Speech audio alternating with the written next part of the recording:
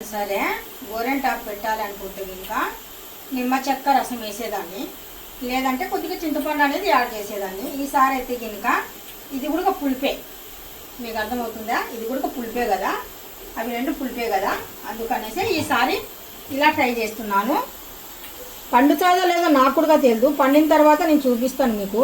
ఇప్పుడు నేను మొత్తానికి ఇక్కడ గ్రైండ్ అనేది చేస్తున్నానండి.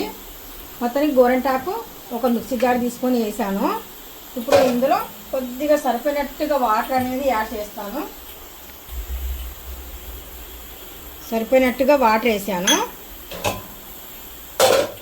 ఇప్పుడు మామిడికాయ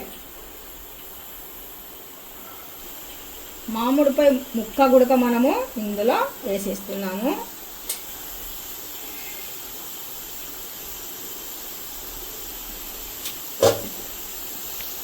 చూడండి, చిన్న ఒక ముక్క అనేది తీసుకున్నాను, మామిడికాయ ముక్క ఇందులో యాడ్ చేస్తున్నాను. ఎందుకంటే నిమ్మకాయ గుడక పులిపే, చింతపండు పులిపే, మామిడికాయ గుడక పులిపే.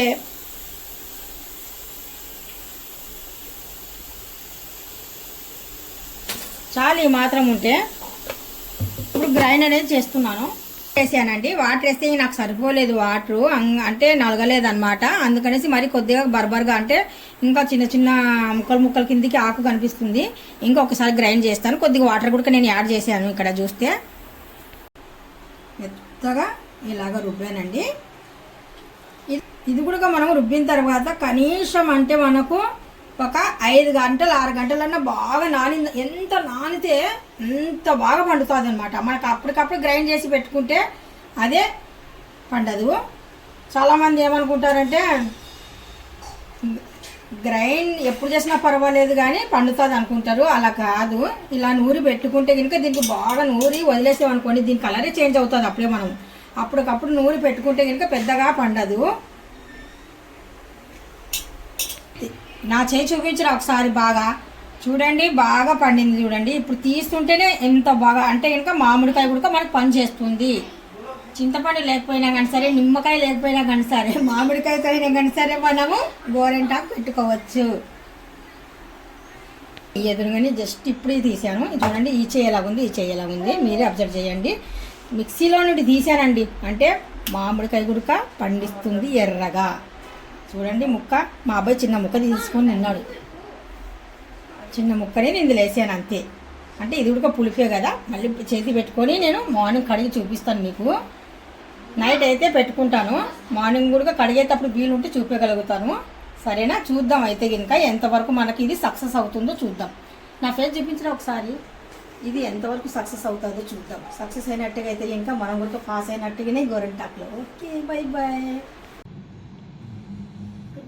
మొత్తానికి పెట్టేశానండి. ఉదయం చూద్దాము.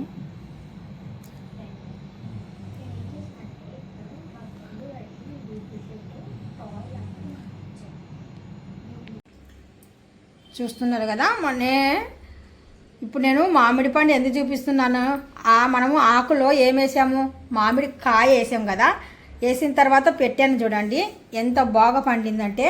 మన మామిడికాయ ఏ కలర్ ఉందో నా చెయ్యి కూడా అదే రకంగానే పండింది. చూస్తున్నారు కదా మీరు. 1300 ज़्यादा हो गया.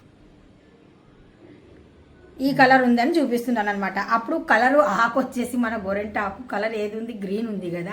పండిన తర్వాత పండు కలర్ వచ్చింది కదా, అందుకనేసి ఇప్పుడు నేను పండు పెట్టి చూపిస్తున్నాను అనమాట.